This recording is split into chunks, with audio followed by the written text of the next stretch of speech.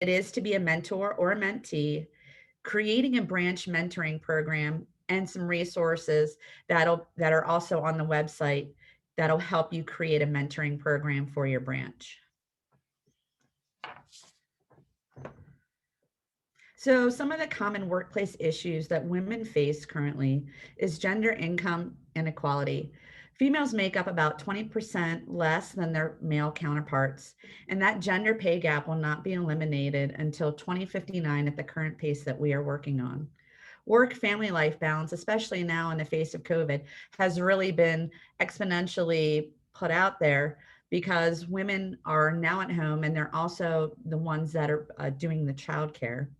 And some companies expect women to prioritize their jobs, which also sacrifices the flexibility for working parents. There's also gender bias and stereotypes, and generalizations, unfortunately, are still prevalent within the workplace today. There are also career advancement barriers. And according to Catalyst, it's actually not 31. I actually was reading it today. And hopefully you guys also saw the news today that there is now a new CEO. She is the only Black female CEO, and she's actually CEO of Walgreens. She's number 3 overall. So I think it's great that we're up to 40 now, and that's 40 CEOs that hold positions at S&P 500, Fortune 500 companies. And harassment, there's a lot of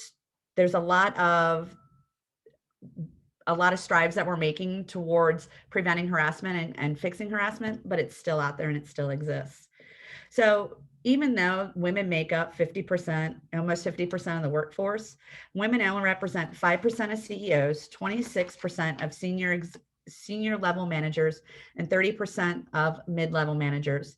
The numbers are more even daunting for women of color, who represent approximately 18% of the US population, but yet hold fewer than 5% of board seats in Fortune 500 companies. But like I said, Rosalind Brewer became the only Black CEO of a Fortune 500 company. Currently, she's number 3 overall, but she took that position as of yesterday. So I think it's a great thing, and it's a great thing that we're moving along. Next slide, please. So where are we at today? Workplace conditions have come a long way in the past few decades, and some women have successfully navigated roadblocks and risen within organizations.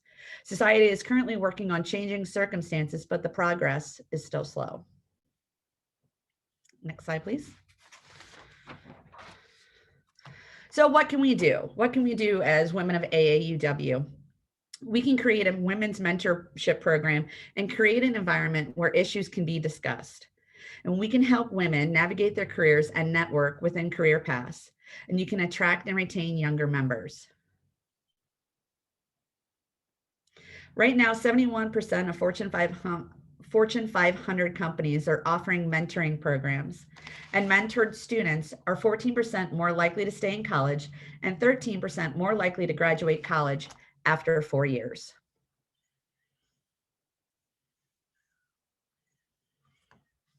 Next slide, please. What is a mentoring program? A mentoring program is a formal program in a one-on-one relationship at work, within an organization, or an academic setting.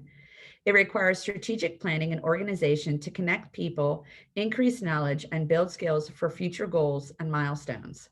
An impactful program trains mentors and mentees to have productive conversations and meetings, providing them with career development tools and resources to accomplish set goals.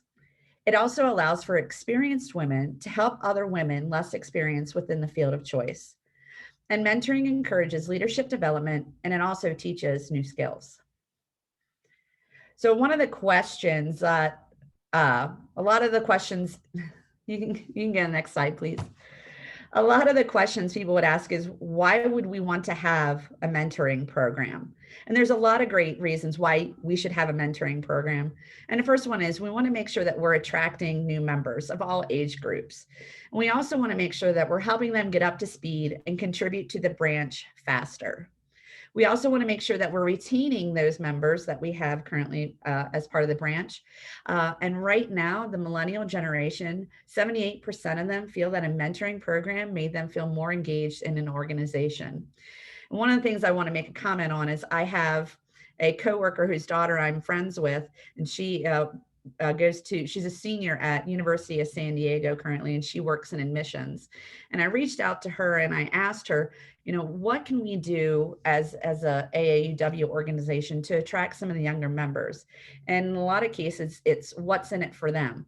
So that's another reason why we should have a mentoring program, because the younger generation is looking to see what's in it for them. And creating a mentoring program helps to get people involved, but it also helps them on their career path to move forward within the organization of their choice. And we have a lot of women within our organization that can help out and have a lot of experience within a lot of different industries. So besides retaining, it also helps to engage our members. It helps to create new branch leadership and engage the organization as a whole. And the mentoring program can be very impactful as long as we plan it and execute it properly. So a lot of people would ask, why would I want to be a mentor? It seems like it's going to be a lot of work. What am I going to get out of it? Well, a mentor motivates their mentee to do their best work and makes decisions that will bring career and professional happiness. A mentor asks thought-provoking questions, identifies political relationships. It helps to assimilate the mentee to the culture and assists in developing short-term and long-term goals. The mentor benefits from this relationship in forms of personal satisfaction, and that is the ability to give back to the organization a legacy of knowledge, insight and experience, and enhanced visibility and prestige.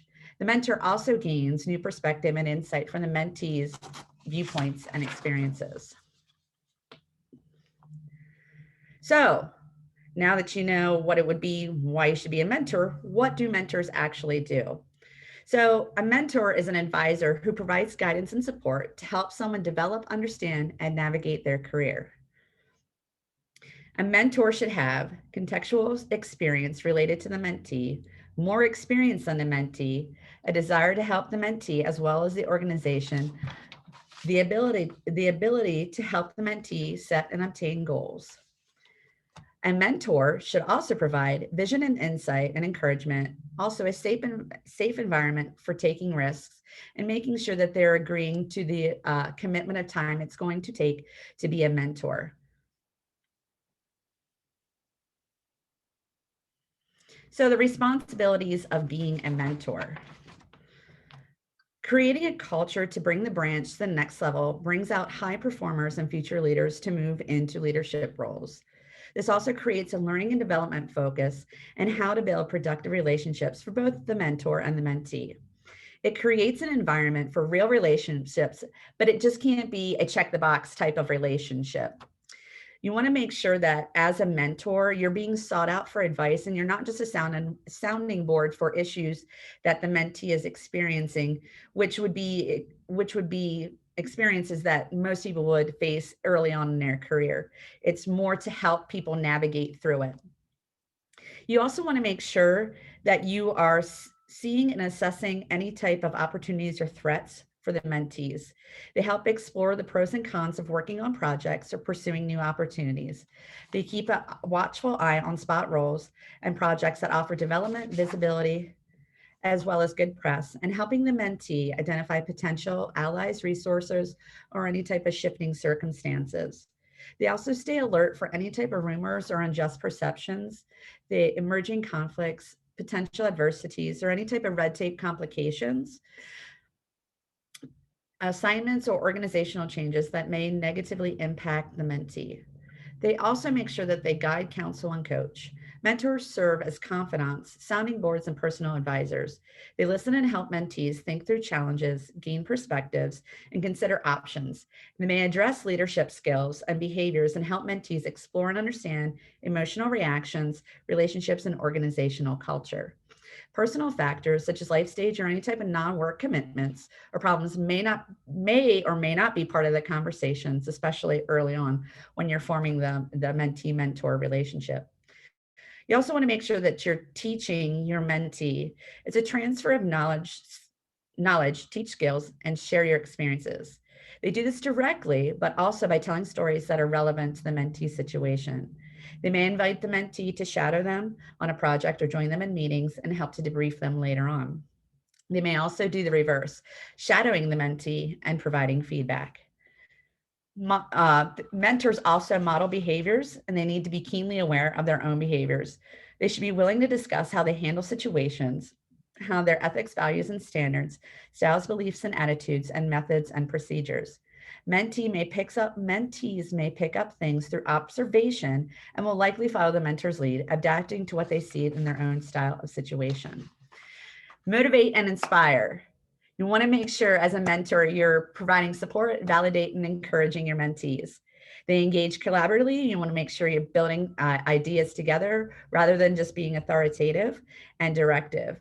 You want to make sure that you're linking the mentees' values, aspirations, hopes, needs, and passions to the development or the organizational agenda.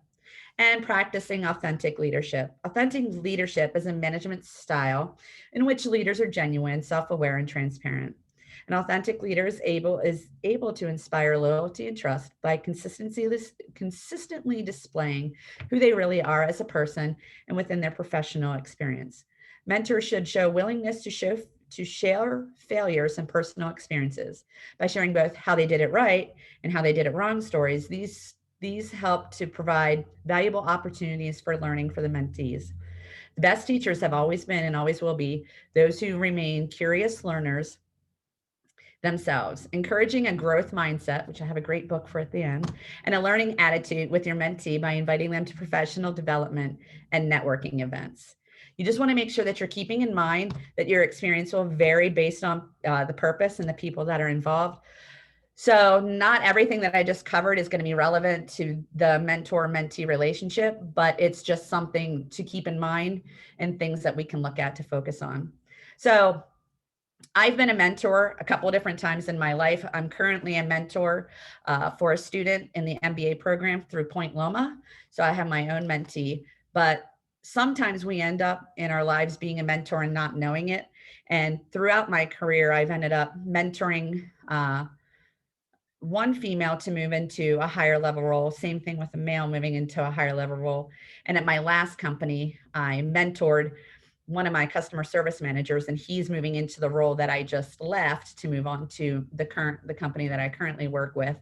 And I just spoke with him the other day, and he because of COVID and the loss of revenue for the organization I worked at previously, they can't move him into that role right now, but they are working to as things turn around within the economy, that they will be moving him into that role, because I worked with him for many years to move into the next level role for him. So I was excited to hear that he was doing that. So sometimes we engage in a formal mentoring program like I am right now currently with Point Loma, but then sometimes it becomes informal and it's things that we do that we don't really realize that we're doing, that we already are that leader and we already are that mentor to somebody else within their career. So I think it's kind of interesting to see a formal mentoring program and a non-formal mentoring program and how you can actually inspire people just by being you and growing in their career.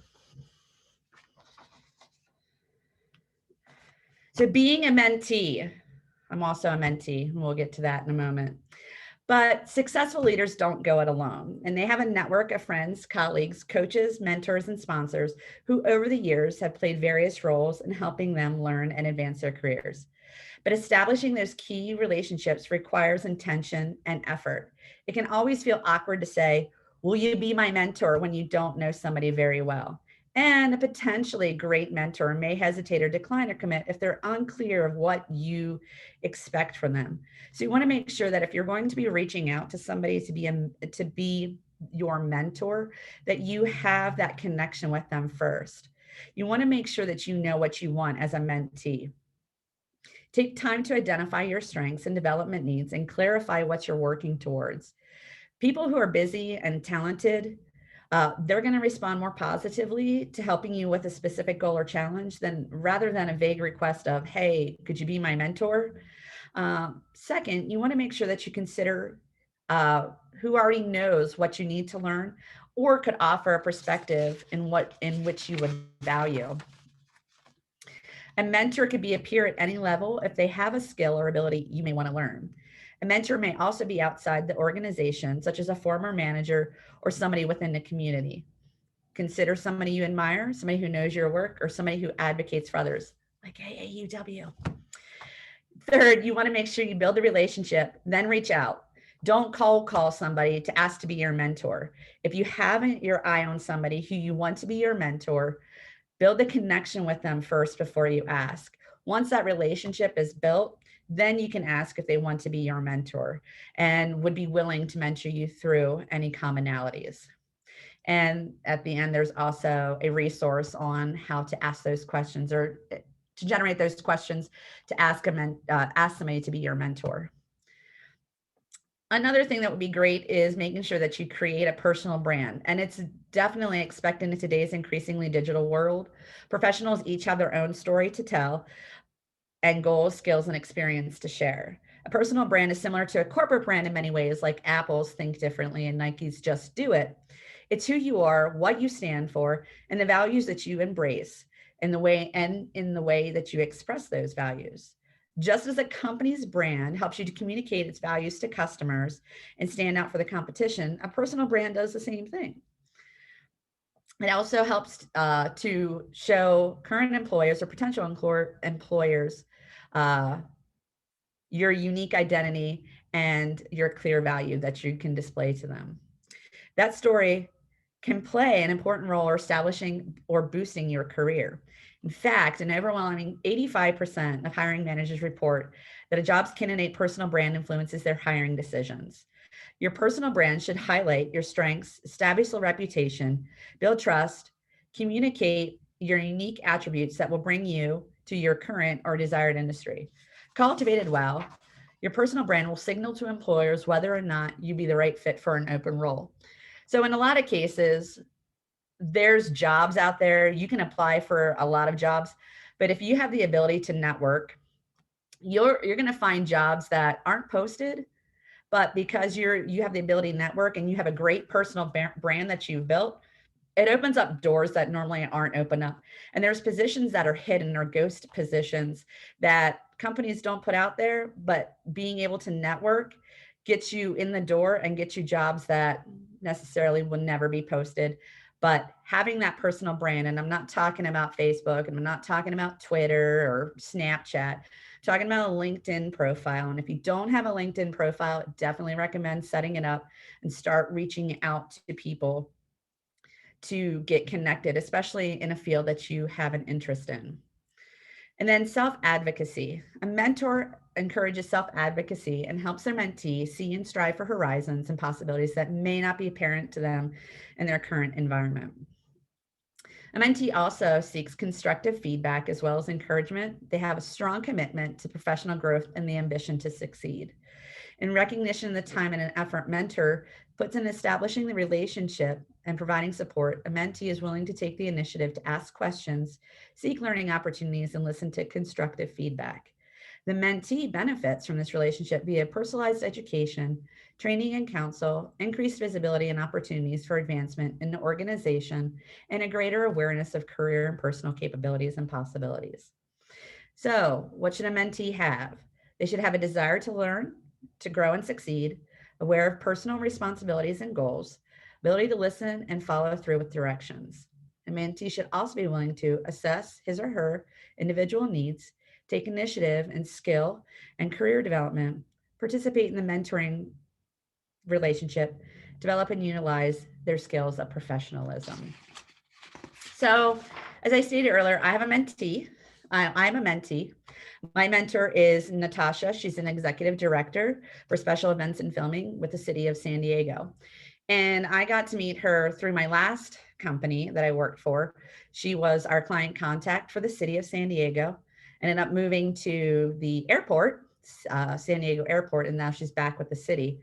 But in working with her through contract negotiations, I realized the values that she has and how she aligns herself uh, were what I believed in. So after working with her between the city and working with her at the airport, um, I pulled her aside and had said, "Hey, Natasha, I really like the way you work with the contracts. I really like the way you work with your vendors. I really like the way that you fight for your employees. Hey, would you mind being my mentor?" But I had worked on that relationship with her for over a year. So she's my mentor, and I ask her questions if I'm having trouble at work, even though I'm in a different industry now. But she's really good, and talks about things that she's done in her career to help her out. So again, it's all about building that relationship and making sure that when you're going to ask somebody to be your mentor, that you have some type of relationship with them and that they understand where you're coming from and where you want to go with it. Next slide, please. So now that we've talked about what does a mentor do? What are the benefits of being a mentor? What are the benefits of being a mentee? How do we go about pulling all of this together and implementing a mentoring program? So how do we do this? We identify the program purpose and vision. That is critical when you're doing any type of rollout of a program. If you don't have a purpose or a vision for the program, you're not getting yourself set off on the right foot and you're destined to fail. You need to have the purpose and the vision for why you're doing it. You want to make sure that you understand the mentor and mentee pool of candidates.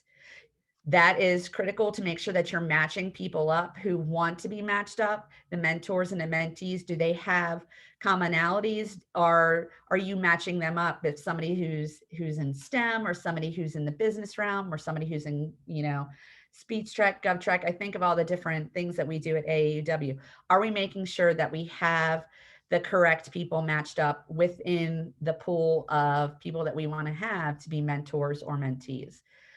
It's also important to make sure that you're incorporating periodic check-ins. If you're not checking in with the participants, then there's a possibility that could fail. If people are not communicating well with each other and there's no program lead who's in charge of the program and there's no communication to them, the program will not be successful either.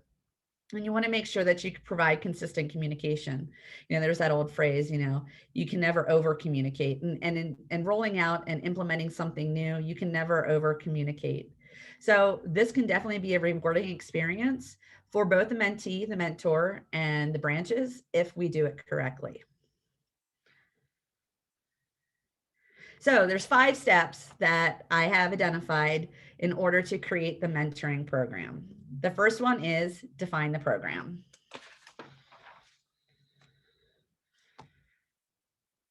So you want to make sure that you're creating the vision. You want to make sure that you're defining the program scope. How many participants are you going to have? You want to make sure that you're also assessing the community needs. You want to identify those who need to be mentored or want to be mentored. You want to identify who your target audience is and identify the champion or your group lead for the program. What is the strategy? Creating it, what does it look like when it's done and when it's done well? You want to make sure that you're identifying the member skills. So as I stated earlier, do you have the people that are paired up well? For me, I would be looking to go into a C-suite role. So I'd want to have a mentor who is currently in a C-suite role, which I have Natasha, who is executive director. So I've tried to make sure that I'm leveling up into a position that I would be looking to move into. Want to make sure that you're creating SMART goals. And SMART goals stands for specific, measurable, actionable, realistic, and time bound. And you want to make sure that you're identifying any challenges that come up and you're making sure that you're communicating it effectively. And then the next step is attracting participants. You want to make sure that you're promoting the benefits to the participants and the stakeholders, and that would be the other members of the branch. And is there a reward program for participation? Providing training and reinforcement throughout the program is going to be also key. You want to make sure that you're involving women from the leadership team and recruit women within the branch to be a mentor or a mentee. We have a plethora, like I stated earlier, of women who have a multitude of experiences throughout different industries. And with the world of Zoom, even if you have to reach outside of the branch, there's always somebody that we can find within, and we have so many branches here in California. There's somebody here that can definitely help out somebody if it cannot be done within your branch. As a branch, we know women who are part of AAUW who are leaders, and we also know leaders who are not part of AAUW. And this also makes it a great time to attract known leaders of our community to participate in AAUW. Mentoring allows people to give back to parts of the community by raising the next generation of women leaders.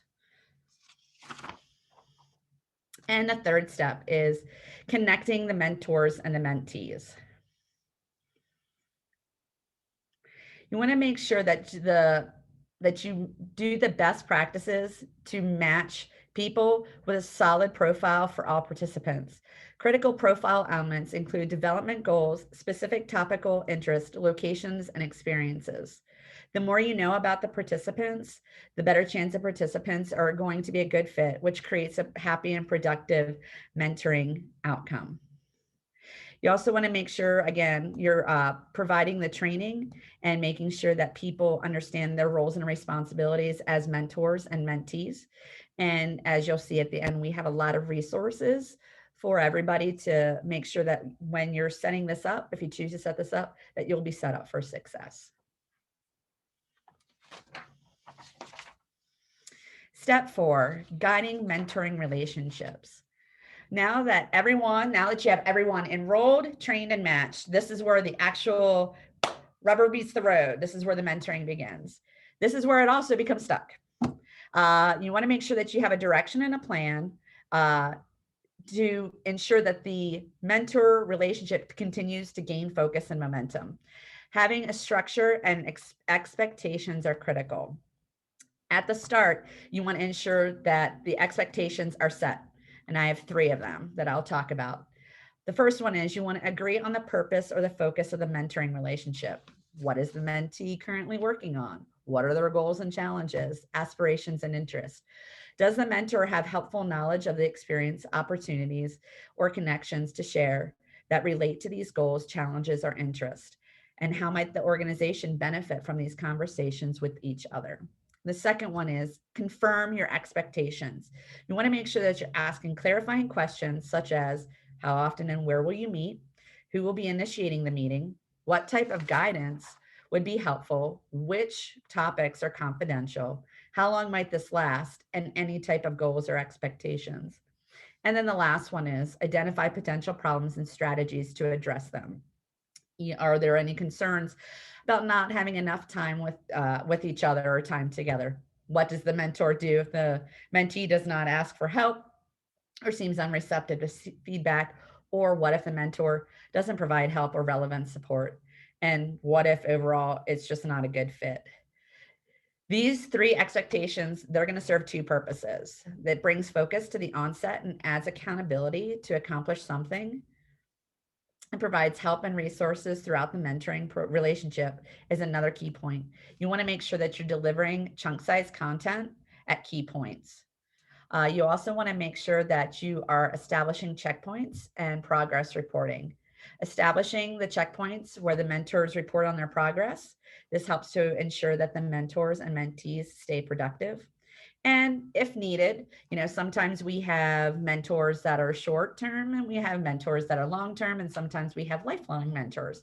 But if it's a short term mentoring mentee mentor relationship, then you want to have some type of a formal process for closure to make sure that you can reflect on what was learned, what the next steps are for the mentee, and provide benefits of the program and processes.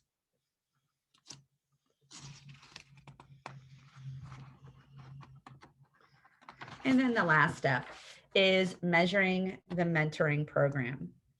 This helps to understand how the program measures up to expectations and may be, well, the most important phase of all. Mentoring is a significant investment when you consider the program management, infrastructure, and the valuable time of participants. Articulating the impact is essential to secure ongoing support. This measure phase also focuses on assessing program health to identify any trouble spots or any type of opportunities. Mentoring programs should be tracked, measured, and assessed at 3 levels: at the mentoring, the program, the mentoring connection, and the individual. To be effective, you need the ability to capture the metrics and feedback throughout the whole program life cycle. For mentoring connections, you want to make sure that you understand mentorship behavior and identified roadblocks or opportunities. For mentees, you want to understand the impact of mentoring in terms of outcome while requiring for program feedback. And the easiest way to do that is through surveys. And SurveyMonkey is great if you're going to be doing some surveys.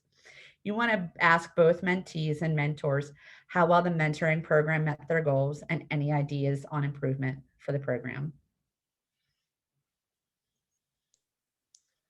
Thank you, Crystal.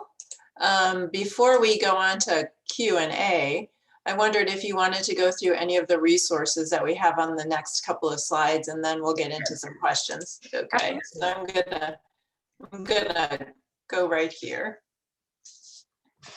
Okay, perfect. So I identified a couple books to read. That's one thing that my mentor talked to me about, is gave me a couple ideas for books. So I've identified a few. One is Outliers, and this is a great book to recommend to your mentees as well as to read as a mentor. It analyzes the qualities of successful people and traits that they have in common. These traits are one for mentors to help their mentees hone in on and grow. Being a mentor is no small task, and it's definitely something to take seriously as well as to have pride in. You're passing on your wisdom and helping someone grow in their own by learning from your experiences. The other one is Rising Strong, how the ability to reset transforms the way we live, love, parent, and lead. So I actually had that one, and I actually started reading it, and I really, really like it. So this book talks a little bit about talking about courage, vulnerability, shame, and worthiness. The biggest thing is, in a lot of cases, even being a mentor, you have to show some type of vulnerability. And a lot of people, and especially women, we want to show that we're strong. But you get a lot out of people when you show that you're vulnerable, when you're human. So you want to make sure that you have that willingness to show up and be seen with no guarantee of outcome. And that's the only path to love more, belong, creativity, and joy. So that's a little bit about the Rising Strong book. I really recommend that one. The other one is also by Brene Brown, and it's The Dare to Lead. She uses this book to talk about how caring for people and making sure that you're encouraging and cultivating successful employees and leaders. So this is taking some tough conversations and moving people throughout the process. So I highly recommend that book. And The Mindset, this is by Carol Dweck. So she talks a little bit about why it's just not our abilities and talent that brings us success, but whether we approach them with a fixed or a growth mindset. This book, and I also have this one also kind of reminds me of Simon Sinek. If anybody follows him, his Infinite Mindset book, it's very similar to that one. It talks about, people who are smart, and praising people for their intelligence. It doesn't just help foster self-esteem and lead to accomplish, but it actually may jeopardize success because it puts you in that fixed mindset versus a growth mindset. So when something negative happens to you, then you have the ability to get depressed or be down on yourself, when in reality, you need to look at the situation and say, okay, so what went wrong? How can I fix it? And how can I move on and grow from this situation? So that's a great book to help, especially if you have a mentee that's kind of quiet, that doesn't really want to open up or is kind of shy. This also helps with kind of getting them to open up to you as a mentor. And then the last one is In the Company of Women, Inspiration and Advice from over 100 makers, artists, and entrepreneurs. And this book includes a lot of different photos and advice and inspiration from 100 women architects, designers, tattoo artists, media titans, and more. And she takes all of their stories and puts them together when you dare to lead and you follow your dreams. So, one of the things that she talks about is one of the best pieces of advice that Grace Bonney ever received was own everything. So, and then one book that I don't have on there that I think is really good, and I thought about it afterwards, is Originals How Nonconformists Move the World. And this is a really good book to also talk about. One of my favorite things that I like to do uh, is be a devil's advocate. And at my last company, that would be something that my boss always told me I was always good at finding holes. And I was punching holes through things. But this book talks about that. So that I have that page bookmarked about being a devil's advocate. But it's just a really good book to talk about having new ideas, standing up for your ideas, and, doing what you need to do to move the world. Great, Crystal. That's wonderful. Those are really good references. And I know that you provide some other references in here for the data that you included in the presentation. Correct. And you also have given us some resources, and they're on the website. So you have some, people don't have to start from scratch. You've got a lot of materials that will help people get going, meeting agendas, mentoring agreements, action plans. So people can go and take a look at those materials and get some ideas about how to frame their program. Before we get into the questions, I have one that I wanted to pose to you, and then we'll turn it over to Linda, who's going to be posing the questions that we've received. And that is, you made an interesting comment that talking about Zoom and talking about reaching outside of our organization to engage other people who may not be AAUW members, but might have some skills that might match up with the mentee that you had. It seems to me that we could think about a mentoring program as broader than just a branch program as well. That we could look at it from an IBC perspective or from across California and really look at what resources we have, because geography is, in this day and age with COVID, no longer as important as it might have been in the past. And we can make those connections and forge those connections virtually. So I wanted to ask you that and see if that you agree with that premise. Absolutely. And one thing is, I was running through this, I actually thought, and kind of as I was doing the first run through, I mentioned to myself about the IBC, because I was thinking about the IBC, because there's so many, there's one that we participate in the Carlsbad Oceanside Vista branch that I'm a part of. And it would be great because, in the day of age of COVID, we're doing more and more Zoom. So, if there's somebody in a branch that's, in San Diego or anywhere or online, you can always connect them throughout the organization. Great. Okay, I'm going to stop sharing now so that people can look at your lovely face. And Linda, are you ready we have a couple of questions that were received earlier that people may have posed during the sign up registration process. And I am going to turn it over to Linda. Are you ready, Linda, with some of those questions? Okay. I am ready. Okay, you can turn your video on so we can see your smiling face too, if you feel comfortable. I'm going to keep it off because I'm going to be reading the questions, but you can hear my voice, I hope. Thank you, Crystal, very much for your really good presentation. So we had one question from Donna Lilly. And it sort of follows up on what you just mentioned with your own branch. She asked, is your AAUW branch tracking and mentoring the scholars to whom you award scholarships? I don't believe so, but that's a good question. I could definitely find out, and I can follow up with Donna on that question. So I will definitely find out. I don't believe that we are, but it's a great starting point. Yeah, and Kathleen Harper also was on the webinar tonight. She mentioned that a project would be really great with a local domestic violence shelter or homeless shelter to mentor women who might be trying to re-enter the workplace. Yes, and I'm actually working, and I can't think of the name of it right now, but it's in Carlsbad. I'm actually working with the lady who started it. I linked in with her just the other day. So I will definitely get back to Kathy, because Kathy's part of my branch.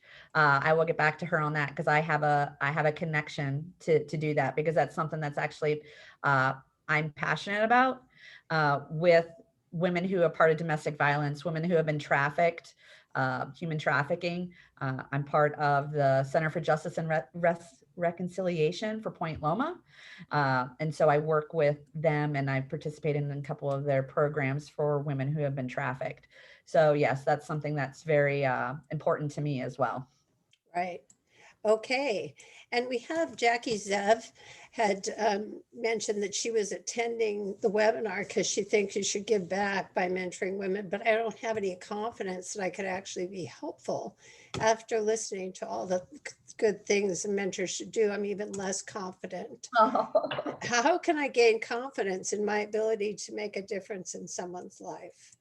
You'd be surprised just sometimes how I don't want to minimize it, but there's just how little sometimes that what you do and how you just, I don't know. It's hard for me to describe because I can think back. So at my last company, one of the gentlemen that I mentored, I basically just helped him along doing his job. I taught him the things that he needed to do to close the gaps in his current role. But then I also identified a lot of growth potential in him because in generating that excitement with him on learning, it generated the excitement within me to teach him. So finding that mentor or that mentee to do that, I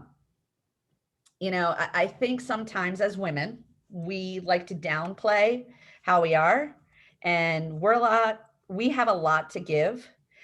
When you think about what we do as women, we're in the workforce, we're taking care of families, we're mentoring our children, we're helping out in our communities. So we do a lot of mentoring, and things that we do on a daily basis that we don't realize is actually mentoring and shaping people that we interact with on a daily basis. So I would say, don't count yourself out. Really look at, how you can benefit other people, and don't look at it as you were nervous or you feel less, because we do a lot on a daily basis that help out other people, and we don't realize what we actually do that moves people along. Thanks, Crystal. So, and Tony Balma had a question as well, that she's saying that many branches are having problems finding members who want to be officers. So how might you adapt this mentorship program on a branch level when mentors want mentees, but members might not want to be menteed? Well, and I think that goes back to, and Donna Lilly is a great point of contact for that, because she works with the local colleges. But, I know one of the questions that was kind of posed prior to the webinar was, how do we get out to the local colleges? I think starting there and getting out, if you have a tech trek program, if you have a speech check program, if you have a gov trek program, a lot of the different programs that we have helps to establish early on. And then we have the T-tag girls, getting those involved in AAUW, looking at doing student memberships and sponsoring students to join AAUW helps to attract the members that we need to attract, and get that younger generation in. And then with the mentoring program, that also helps to build leadership. So that could be a task that a mentor gives a mentee is, hey, what about holding a position within the branch, whether it's a vice president of programming or being a secretary or something small, just to work their way into it and then eventually grow within the organization. Interesting. So Lata Murthy wanted to thank you for the webinar. And she said she's also a big advocate of mentoring, especially for retention of women of color. She has 3 related questions. Have you found any books that relate to women of color or about mentoring women of color specifically? Yes, I have. And so I'm on the board of directors, and I'm on branch assistants. So if you go to the board of directors and to branch assistants and you send me an email, I will send those books out, because I don't have them off the top of my head, but I do have those. I do have that list. And So her second question is about a lot of AA members are retired and no longer in the workforce, and how might they serve as mentors to younger women? And we had some questions about that at the beginning too, that, those of us whose skills might be outdated, or we're not up, our skills are not necessarily up to date, or we may not have access to we may not have our foot in the door of our previous profession. What would you recommend to women who are retired who would like to be mentors to younger professional women? well, when you think about it and you think about the challenges that women face today, aren't quite what the challenges were that were faced by women years ago. So even if they wanted to be a mentor and they're retired and they don't have their foot in the door of that industry, they can also help to mentor women through navigating their career. So they have a challenge with a boss, or they have a challenge with a peer. How do you get around that? So being a mentor doesn't necessarily mean that you have to be within that industry currently, or have your foot in the door. Mentoring goes beyond just for career advancement in the sense of within that industry, but career advancement, even navigating through just all of the pitfalls that can happen within a career and not necessarily a specific industry. Well, I was curious about what some of the thing. This is sort of my side question to that. Do you still think a retired person should create a LinkedIn profile? Absolutely. Absolutely. My ex-father-in-law has one, and they're when you have one, even though you're retired, you at least have what you've done in your career. So if somebody wants to link in with you for the profession that you previously had, I think it's always a great thing. And so I would definitely recommend, regardless of whether you are a current high school student like my daughter is, uh, who has a LinkedIn profile and is trying to build her professional network now. I don't feel it's really any different for somebody who's retired that still wants to keep in contact with those professionals and help people along the way.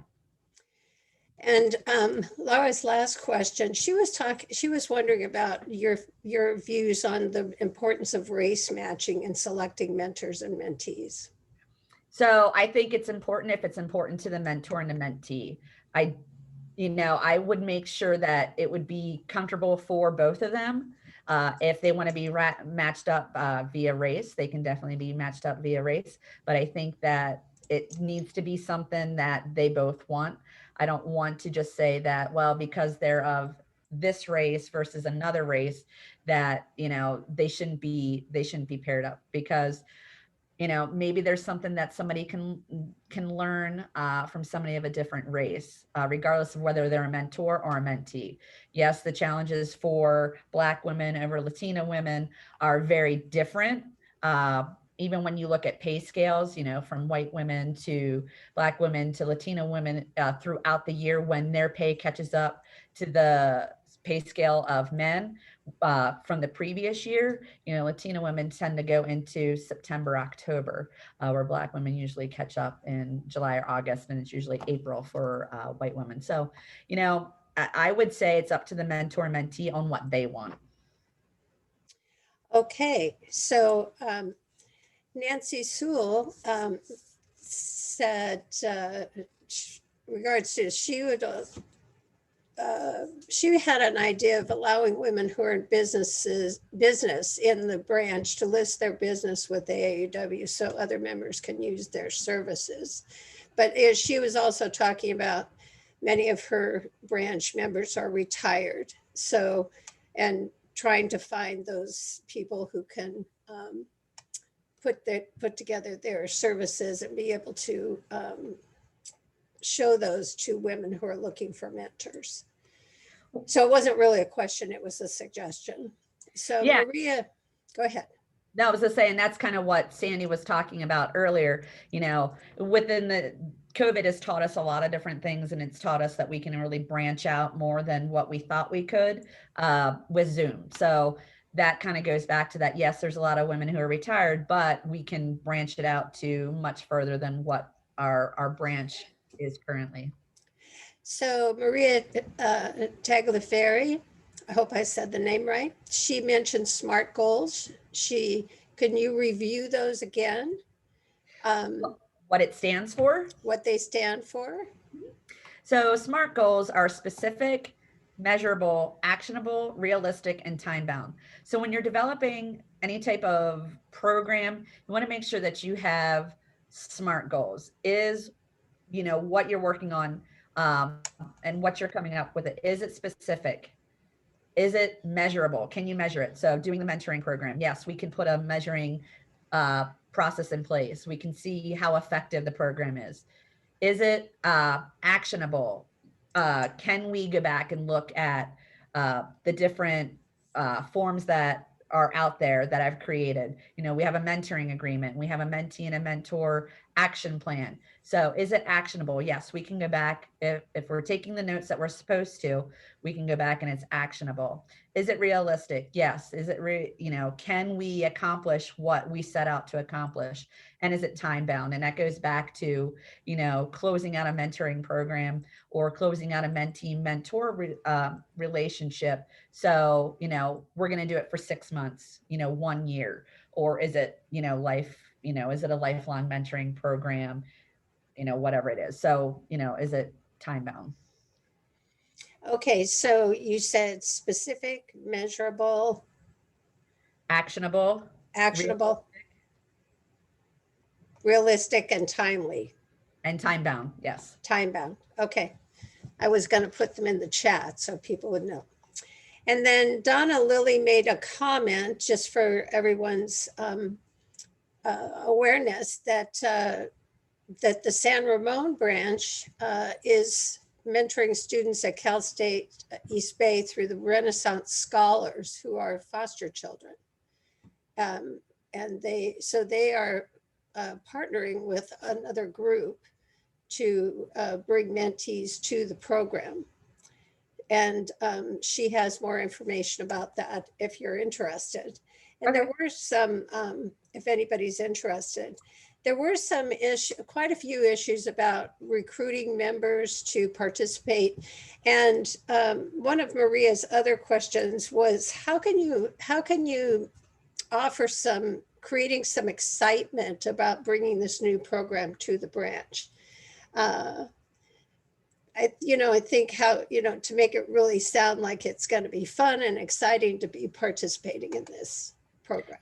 I think that having the person, so if you want to bring this to your branch, making sure that you have whoever's going to be in charge of it, be that person who's excitable and can, generate the excitement. So I think identifying a person within the branch that you think would be a great program lead, and then just throwing them out there to do it. I'm a pretty excitable person myself.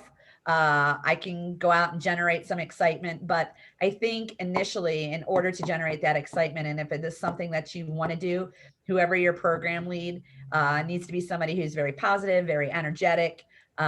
Even if you're, as we talked about earlier, about, utilizing maybe somebody within the IBC, an IBC that you work with within your branch, having them kind of help generate that excitement throughout the program. And that's something that we can definitely help with at the state level through branch assistance, which is what I'm a part of. That's my job on the board. Okay. So you're available to answer questions Yeah. if a branch you're there to assist them in bringing this to fruition if they're interested. Do you want to put your email in the chat? I can put my email in the chat. I can get my computer to work.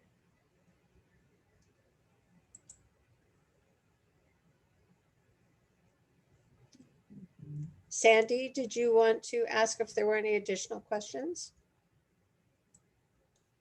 Well, it looks like we've gone through the questions that are in the Q&A. Yes. So I think we're good to go. Unless other people have other questions. I just want to refer people also to the website. If you go to the homepage right now and the article that is about tonight's session, the materials that Crystal referred to in terms of those agendas and helpful tools and tips are located in that article. So you should be able to download them directly from the website. We'll post a recording of this session in the next 48 hours. So if you want to go back and watch any of it again, or if you want to share it with your branch and get them excited about how to do a mentoring program, you can do that directly from our website.